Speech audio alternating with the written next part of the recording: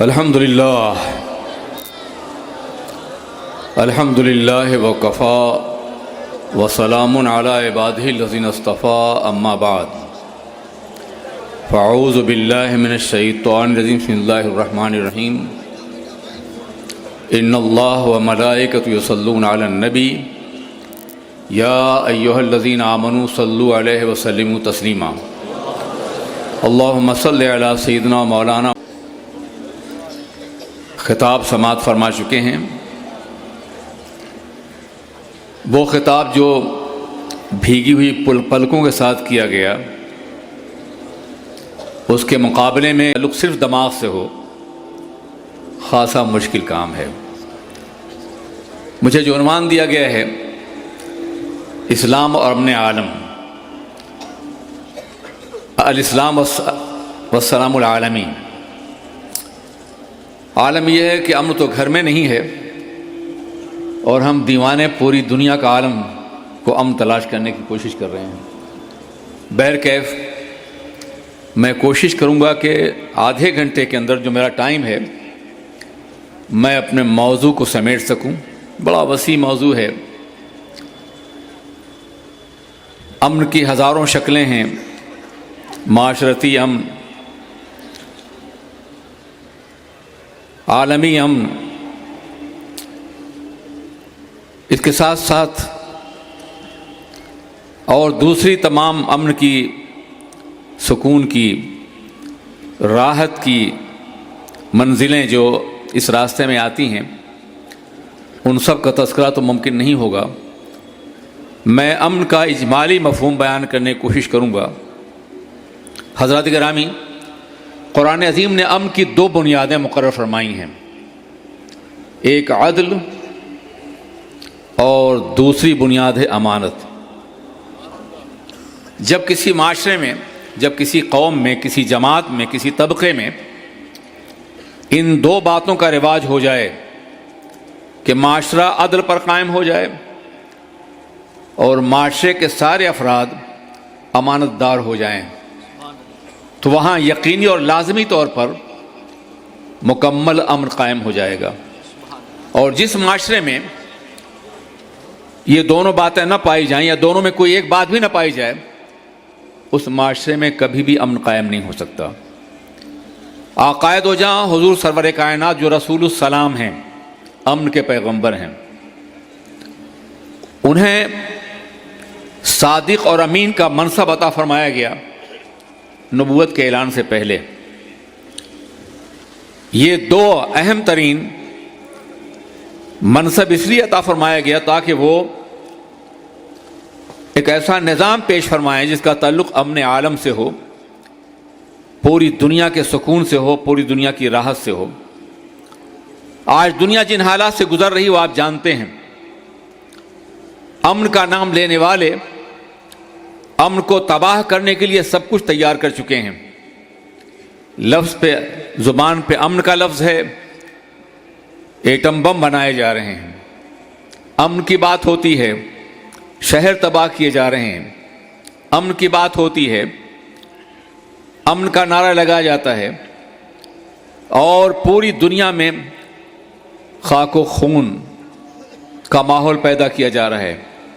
کبھی جنگیں ہوتی تھی، چند افراد مارے جاتے تھے، اور اب پوری آبادیاں اور پورے شہر تباہ و برباد کر دیے جا رہے ہیں۔ وہ لوگ بھی امن کی بات کر رہے ہیں جو آج باضابطہ صاروخ برسا رہے ہیں، ممالک کو تباہ کرنے کی کوشش کر رہے ہیں۔ کتنا جھوٹا ہو گیا ہے آج کا معاشرہ۔ فوج کی قوت کا نام ڈیفنس رکھا گیا ہے، دفاع رکھا گیا ہے۔ یہ لفظ اسلام سے لیا ہے۔ اسلام نے ہمیشہ دفاع کیا ہے صداقت کا، امن کا، اس کو انہوں نے قبول کر لیا ہے۔ فوج بناتے ہیں تباہ کرنے کے لیے، نام کرتے ہیں دفاع کا، ڈیفنس کا، ڈیفنس منسٹری ہے، اور وہ آگ برسا رہی ہے۔ جنگ ہو رہی ہے پوری دنیا کے اندر۔ جنگ کے اس عالم میں اگر کوئی نظام کامل طور پہ امن قائم کر سکتا ہے تو وہ اسلام کا نظام ہے۔ جہاں عدل بھی ہے، جہاں امانت بھی ہے. اور قرآن عظیم نے مختلف آیات مبارکہ میں اس پہ بے پناہ زور دیا ہے. امانت کا تعلق ہماری انفرادی زندگی سے بھی ہے، اجتماعی زندگی سے بھی ہے، ہماری حکومت سے بھی ہے، ہمارے معاشرے سے بھی ہے، ہماری سوسائٹی سے بھی ہے، ہمارے فرد سے بھی ہے، ہماری اجتماع سے بھی ہے.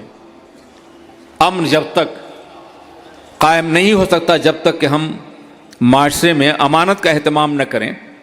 ہماری زندگی امانت ہے، ہماری دولت امانت ہے، اقتدار ہے تو وہ امانت ہے، سرمایہ ہے تو وہ امانت ہے، قوم کی قیادت ہے تو وہ امانت ہے. جب تک اس امانت کا مکمل خیال نہیں ہوگا جب تک امن قائم نہیں ہو سکتا ہے. دنیا میں آج کہیں بھی امانت کا تصور نہیں پایا جاتا، عدل کا تصور نہیں پایا جاتا. عدل، اجتماعی عدل، معاشرتی عدل، سیاسی عدل، یہ عدل کہیں نہیں پایا جاتا. عدل اجتماعی جسے کہتے ہیں، سوشل جسٹس کا نام جسے دیا گیا ہے، یہ کہیں نہیں پایا جاتا. یہ سب کچھ اب صرف الفاظ کی صورت میں رہ گئے ہیں، کتابوں میں لکھے ہوئے الفاظ، بڑے خوبصورت الفاظ، مگر معاشرہ ان باتوں سے بہت دور ہو چکا ہے. اسلام تنہا وہ مذہب ہے، اسلام تنہا وہ نظام ہے کہ اگر وہاں اسلامی معاشرہ قائم ہو جائے دنیا میں، خواہ اسلام کا نام لیں یا نہ لیں، کلمہ پڑھیں یا نہ پڑھیں، اسلام کے بتائے ہوئے اصولوں کو اگر نظام حکومت بنا دیا جائے، نظام زندگی، تو یقینی طور پہ امن قائم ہو سکتا ہے، امن کا نظام قائم ہو سکتا ہے. مگر افسوس یہ ہے کہ وہ مسلمان جو دنیا میں امن کا ضامن بن سکتا تھا وہ خود امن کے مفہوم سے ناشنا ہے. وہ معاشرہ جو دنیا کے لیے مثالی معاشرہ بن سکتا تھا اس معاشرے میں خود امن نہیں ہے. وہ قوم جو دنیا کو باضابطہ امن کی دعوت دے سکتی تھی اس قوم کے اندر خود امن کا کوئی تصور نہیں ہے. اور وہ سوسائٹی جو دنیا میں امن کی سوسائٹی پیدا کر سکتی تھی آج وہ سوسائٹی امن کے مفہوم سے بھی ناشنا ہے. یہ ہمارا قصور ہے، یہ ہمارا جرم ہے. کئی سو سال سے ہم یہ جرم کر رہے ہیں، اس کے نتیجے میں پوری دنیا میں آگ برس رہی ہے. دنیا میں انسان خاک و خون میں تڑپایا جا رہا ہے، بمباریاں ہو رہی ہیں، میزائل پھینکے جا رہے ہیں، شہر تباہ ہو رہے ہیں، اس لیے کہ ہم نے کئی سو سال سے امن کے پیغام کو دنیا تک پہنچانے کی کوشش نہیں کی. دنیا میں جہاں بھی جرم ہو رہا ہے، کوئی بھی کر رہا ہو، مجرم ہم ہیں. اس لیے کہ دنیا میں کسی قوم کے پاس کوئی ایسی کتاب نہیں تھی جسے کتاب السلام کہا جائے، کوئی ایسا پیغمبر نہیں تھا جسے رسول کا سلام کہا جائے، اور دنیا میں الہ کا کوئی تصور نہیں تھا جسے السلام کہا جائے. وہ صرف اسلام ہے. ہماری کتاب کتاب السلام ہے، ہمارا رسول رسول السلام ہے، ہمارا دین دین السلام ہے، اور ہمارا خدا السلام ہے. امن ہماری میراث تھا. دنیا کو امن دینے کے بجائے ہم نے ظلم اور جبر کی روایات دیں. ہم خود غافل رہے اور دنیا آزادی کے ساتھ اپنے طور بڑھتی چلی گئی. اگر ہم یہ چاہتے ہیں کہ دنیا کو امن کا پیغام ملے تو ہمیں اپنے معاشرے میں، اپنی سوسائٹی میں اسلامی نظام حیات کو، اسلامی نظام اقدار کو، اسلام کی قدروں کو باضابطہ عام بھی کرنا ہوگا اور پھیلانا ہوگا. ہمیں سچا مسلمان بننا پڑے گا، امانت دار مسلمان، صادق الوعد مسلمان، ایک ایسا مسلمان کہ جو سرور کائنات محمد الرسول اللہ کی سیرت کا آئینہ ہو اور دنیا میں جہاں بھی جا رہا ہو دنیا یہ محسوس کہ یہ رسول پاک کا غلام جا رہا ہے، سرور کائنات کا دیوانہ جا رہا ہے، محمد عربی کا ماننے والا جا رہا ہے، یہ حق بولنے والا جا رہا ہے، صداقت پہ قائم رہنے والا جا رہا ہے، یہ انصاف کی بات کرنے جا رہا ہے. اے دلو، عدل سے کام لو، یہ تقویٰ ہے، اور یہ تقویٰ تمہیں زندگی کی آخری منزلوں تک پہنچا سکے گا. تقویٰ معیار انسانیت ہے، تقویٰ معیار عظمت ہے، اور عدل تقویٰ حاصل کرنے کا واحد ذریعہ ہے. جس معاشرے میں عدل ہوگا اس معاشرے میں تقویٰ ہوگا، پرہیزگاری ہوگی، وہ معاشرہ ظلم سے، وہ معاشرہ زیادتی سے پاک ہوگا. حضور سید عالم سرور کائنات محمد الرسول اللہ صلی اللہ علیہ وسلم نے وہ معاشرہ قائم فرمایا اور صدیوں تک صحابہ کرام کے دور میں وہ معاشرہ رہا. آپ اندازہ فرمائیں دنیا میں کچھ بڑی شخصیتیں آپ کو نظر آئیں گی جن کے نام کے ساتھ ساتھ بڑے بڑے الفاظ ملتے ہیں. اسکندر اعظم کا لفظ آپ کو ملے گا. 22 لاکھ مربع میل پر اس نے قبضہ کیا تھا، اسے اسکندر اعظم کہتے ہیں. امن قائم نہیں ہوا تھا، تباہیاں، بربادیاں، خاک و خون میں تڑپایا تھا قوموں کو، اور 30 लाख मुरब्बा मील पे जनाब उमर ने कब्जा किया था और मुकम्मल अमन का माशरा था। तारीख हजार कोशिश के बावजूद सैयदना उमर फारूक के मकबूजात और मफतूहात में एक शहर भी ऐसा नहीं दिखा सकती जहां जुल्म हो, जहां ज्यादती हो और जहां कोई नाइंसाफी हो रही हो। अमन का एक ऐसा निज़ाम। आलम यह है कि मुसलमानों ने सीरिया पे कब्जा किया, शाम पर, और कब्जा करने के बाद जो ईसाई तबका था, यहूदी तबका था, उन पे जिजिया लाजिम करार दिया गया। बड़ा इल्ज़ाम है जिजिया के ऊपर, ये गुलामी का टैक्स है, ये मुस्लिम न होने का टैक्स है।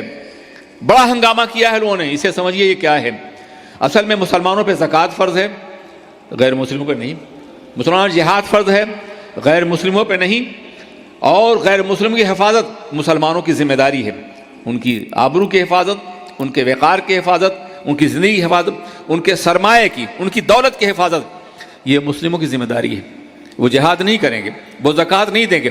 चूँकि वो ज़कात नहीं देते थे, इसलिए उनके ऊपर ज़कात से कम जिजिया जो बतौर हिफाजत नाफिज किया गया था।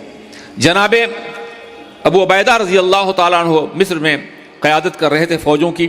जब उन्हें वहाँ से ईरान के वहाँ से भेजा गया तो उन्होंने यहूदियों ईसाइयों के जिजिया वापस कर दिया। हम तुम्हारी हिफाजत नहीं कर सकते, अब हम यहाँ से कहीं और जा रहे हैं। ये इंसाफ, ये अदल कहीं और आपको नज़र नहीं आएगा। मुसलमानों का मामला ये है कि वो तारीख़ पढ़ता नहीं है, न मुसलमान बच्चे पढ़ते हैं, न मुसलमान इसका जायज़ा लेते हैं, जिसके नतीजे में हमें अपने बारे में कुछ नहीं मालूम है। अलेक्जेंडर दी ग्रेट के बारे में मालूम है, सैयदना उमर फारूक के बारे में नहीं मालूम है। अस्कंदर आज़म को हम जानते हैं, उमर फारूक को नहीं जानते, जो उनसे बड़े फातेह दुनिया में हैं और अमन आलम कायम करने वाले हैं, जिन्होंने अमन आलम की रवायत कायम किया। और वो रवायात सदियों तक मुस्लिम बादशाहों में चलती रही। आप ज़रा सोचिए, कभी आपने गौर किया और ये सोचा कि एक कौम किसी मुल्क पर 800 साल तक हुकूमत करती है, 1000 साल हुकूमत करती है, अक़लियत में है, थोड़े से अफराद हैं। ये अदल की बुनियाद पे था, ये इंसाफ की बुनियाद पे था, ये मोहब्बत की बुनियाद पे था, ये इंसानियत की बुनियाद पे था। ये मुमकिन नहीं है कि कोई जालिम और गासिब कौम किसी अक्सरियत वाले मुल्क के ऊपर इतने साल तक हुकूमत कर सके। ये कभी नहीं हो सकता था। ये अदल था और ये इंसाफ था मुसलमानों का। ये जहाँ गए इस्लाम की दौलत लेके गए, इंसाफ का निज़ाम लेके गए, इंसाफ का कानून लेके गए। आज ये सब कुछ हमारे पास नहीं है। दौलत हमारे पास आई और लूट ली गई, सरमाया आया और तबाह कर दिया गया। हमारी ही दौलत से हमें बर्बाद करने का निज़ाम कायम किया गया और हम सोते रहे, हम बेखबर रहे। इस्लाम में अदल का जो तसव्वुर है वो बेपनाह है। मैं बहुत सी मिसालें दे सकता हूँ, मगर मुझे वक्त का एहसास भी है और आपको यकीनी और लाजमी तौर पे दुआ में शिरकत भी करनी है और भी जो है अहम काम है वो अंजाम देने। आप ज़रा सोचिए, हुज़ूर सैयद आलम सरवर कायनात मुहम्मदुर रसूलुल्लाह सल्लल्लाहु अलैहि वसल्लम जंग के लिए सफ़ दुरुस्त कर रहे हैं, जिहाद पे जाने के लिए। एक साहब ज़रा आगे निकले हुए थे, आपने अपने असा से उनके शिकम पे ठोका दिया, पीछे हट जाओ। और उसके बाद जब सफ़ तैयार हो गई तो उन्होंने कहा कि मैं आपसे इंतकाम लेना चाहता हूँ, मैं आपको छड़ी मारना चाहता हूँ। ज़रा सोचिए सहाबा का आलम क्या रहा होगा।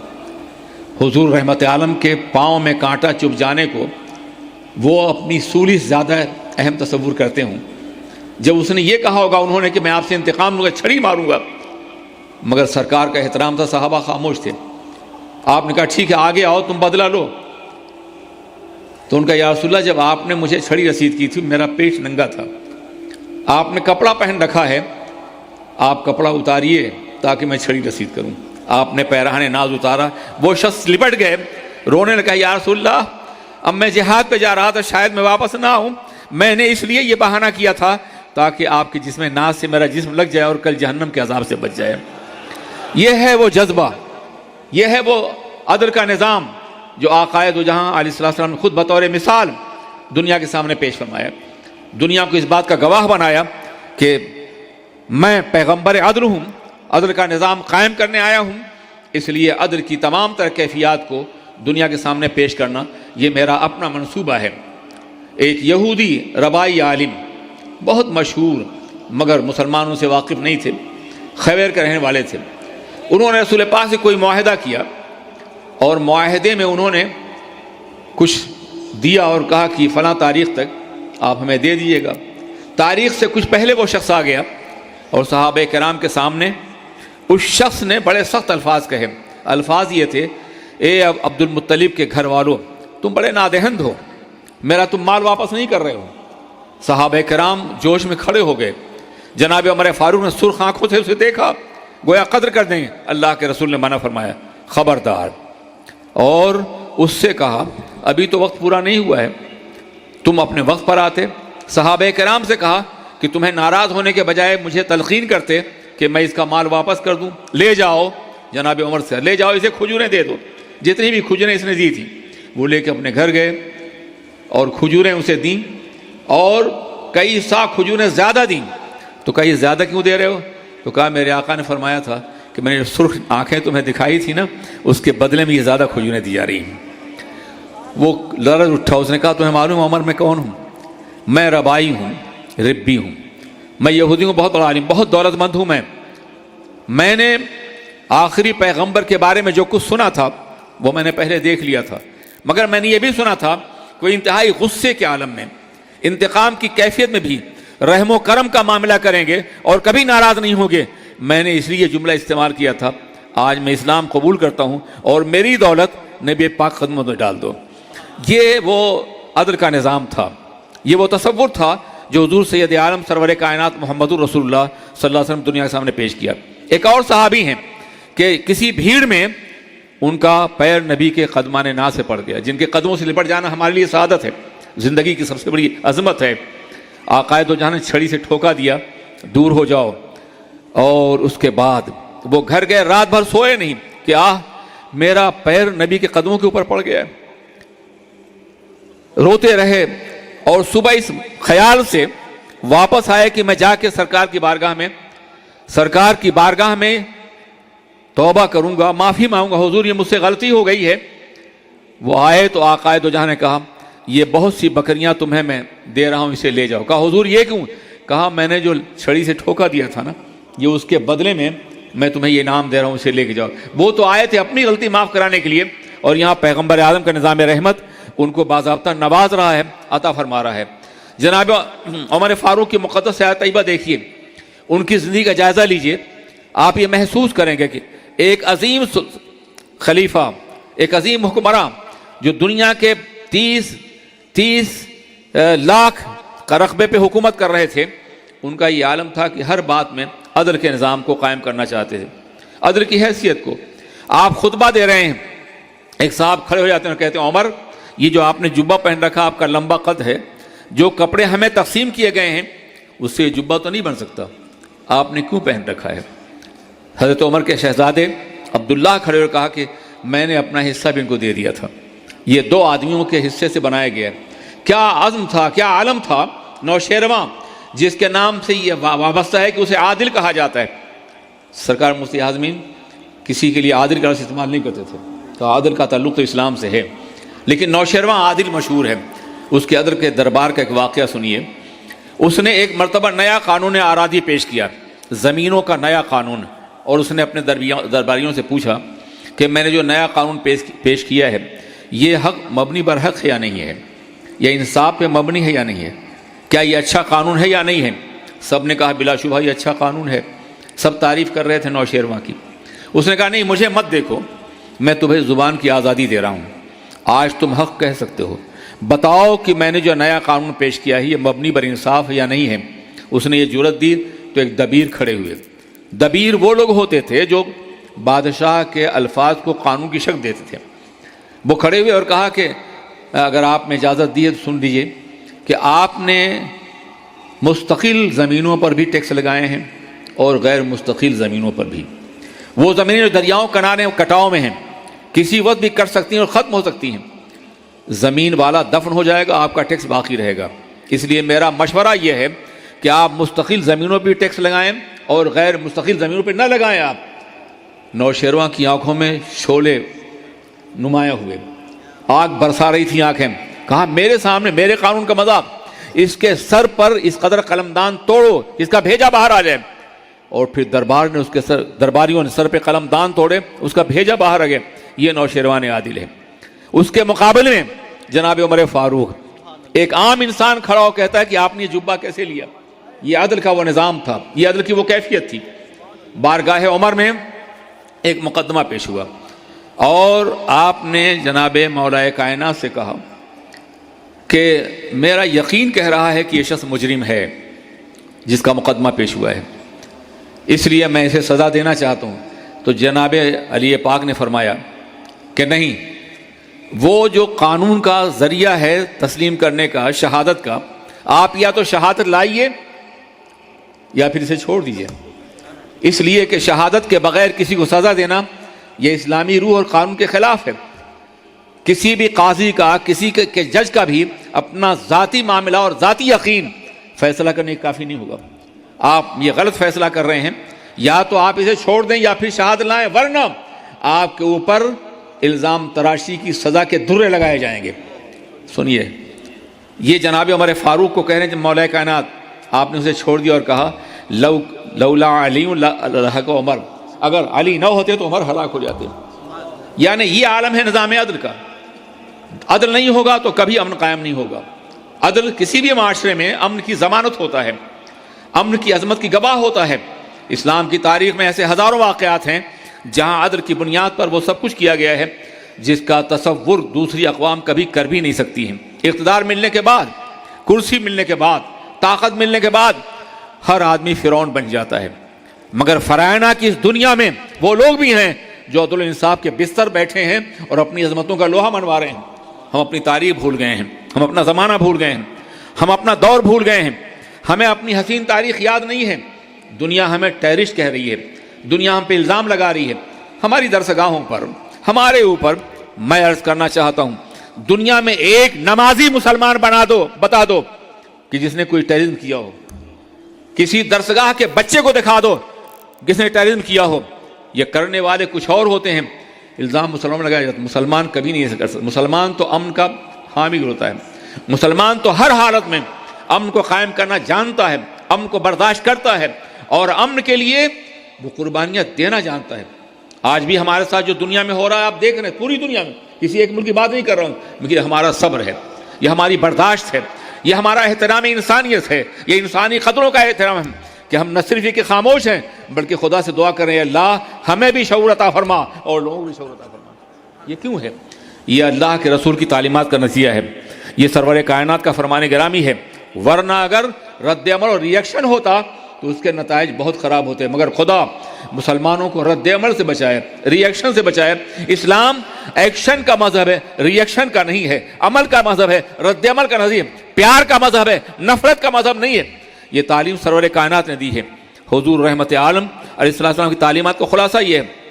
حضرات گرامی، آپ اندازہ فرمائیں کہ آقائے دو جہاں حضور رحمت عالم صلی اللہ علیہ وسلم نے نظام عدل قائم فرمایا اور پھر اس کے مطابق انصاف ہوتا رہے گا. قرآن عظیم نے اس کی وضاحتیں فرما دی ہیں کہ اعدلوا، عدل سے کام لو، یہی تقویٰ ہے اور یہ قریب ہے تقویٰ کہ تم متقی بن جاؤ گے، افضل بن جاؤ گے، عظیم تر بن جاؤ گے. تم اپنے معاملات میں انصاف سے کام لو، عدل سے کام لو اور امانت کی مکمل طور پہ حفاظت کرو. امانت کو اس کے اہل کے پاس پہنچا دو.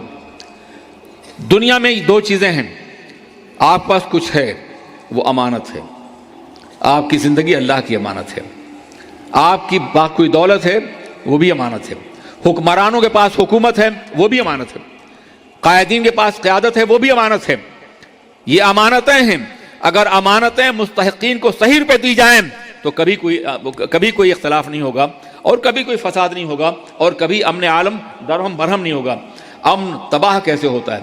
پوری دنیا میں بادشاہوں کے خلاف، حکمرانوں کے خلاف احتجاج ہو رہے ہیں، ہنگامہ ہو رہا ہے. کیوں؟ اس لیے کہ ان کو حقوق نہیں مل رہے ہیں، ان کی امانتیں ان کو واپس نہیں کی جا رہی ہیں، امانتیں انہیں دی نہیں جا رہی ہیں، امانتوں تک پہنچائی نہیں جا رہی ہیں، امانتوں میں غصب کیا جا رہا ہے، امانتوں میں حملہ کیا جا رہا ہے، امانتوں میں زیادتی کی جا رہی ہے. اگر آپ دنیا میں حکمرانوں کی تاریخ کا مطالعہ کریں تو پتھروں کے دور سے لے کے آج تک دنیا نے مختلف نظام ہائے بادر کا تجربہ کیا ہے. پہلے دنیا میں کیا ہوتا تھا؟ پہلے دنیا میں جو طاقتور ہوتا تھا، زمیندار، وہ انسانوں پہ حکومت کرتا تھا. انسانوں کی آبرو، غلامی، عزت اور سب کچھ اس کی ہوتی تھی.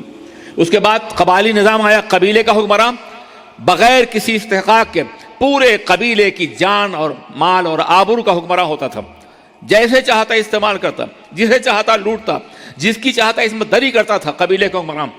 اس کے بعد جو دوسرا نظام آیا قبائل کے بعد، وہ بادشاہوں کا نظام تھا۔ بادشاہت بھی سرتاسر ظلم اور انتہائی مکمل، سوائے وہ بادشاہت ہیں جو نظام مصطفیٰ کی تابع تھی۔ ہارون رشید بھی ہے، مامون بھی ہے، لیکن جو نظام مصطفیٰ سے ہٹ کے جو باضابطہ بادشاہتیں قائم، وہ ظلم کی تھی۔ بادشاہوں کے بعد پھر جمہوریت کا دور آیا۔ جمہوریت بڑا حسین لفظ ہے، پوری دنیا جمہوریت کے نام پہ جان دیتی ہے، عوام کی حکومت، عوام کے لیے، عوام کے ذریعے، مگر آپ کو معلوم ہے کہ دنیا بھر کی جمہوریتیں اس جرم کا کوئی بدلہ نہیں دے سکتی ہیں اور نہ کوئی جواب دے سکتی ہیں کہ وہاں اکثریت کی اقلیت کے اوپر حکومت ہوتی ہے، اکثریت غالب ہوتی ہے اور اکثریت اقلیت کو حق نہیں دینا چاہتی۔ دنیا کے ہر ملک میں یہ ہو رہا ہے۔ مگر سنیے، اسلام بھی جمہوریت کا قائل ہے، مگر جمہوریت کنٹرول اینڈ گائیڈڈ بائی قرآن ہے۔ قرآن نے پہلے اصول بتایا، ضابطہ بتایا، اس کے بعد آزادی دی ہے جمہوریت کی۔ اب کوئی انسان جمہوری بنا پہ منتخب ہوگا تو قرآن کے خلاف نہیں جائے گا، اور قرآن نے ہر ایک کا حق متعین کر دیا ہے۔ قرآن نے اپنوں کا بھی حق متعین کیا ہے، قرآن نے غیر مسلم کا حق متعین کیا ہے، قرآن نے مظلوم کا حق متعین کیا ہے، قرآن نے غریبوں کا، قرآن نے کمزوروں کا، ہر ایک کا حق متعین ہے۔ اور کوئی بھی اسلامی جمہوریہ میں آنے کے بعد ظلم نہیں کر سکتا، زیادتی نہیں کر سکتا ہے۔ یہ وہ عدل کا نظام ہے جو قرآن عظیم قائم کرنا چاہتا ہے دنیا میں۔ کاش ہم اتنے باشعور ہوتے، اتنے ترقی یافتہ ہوتے، اتنے تعلیم یافتہ ہوتے کہ دنیا کو بتا سکتے کہ تم کسی نظام حکومت کو چلانا چاہتے ہو تو اسلامی آئین، اسلامی اقدار اور اسلامی روایات کے حوالے سے دنیا میں کام کر سکتے ہو۔ میرے عزیز دوستو، اب آئیے میں صرف ایک بات عرض کرنا، وقت ہو گیا ہے، ایک بات عرض کرنا چاہوں گا۔ جانتے ہیں کیا ہے؟ اسلام تو سرتاسر امن ہے۔ میں نے بتایا ہمارے خدا کا نام السلام ہے، امن دینے والا۔ ہماری کتاب کا نام کتاب السلام ہے، قرآن عظیم، امن کی کتاب۔ ہمارے رسول کا نام رسول السلام ہے، امن کے پیغمبر۔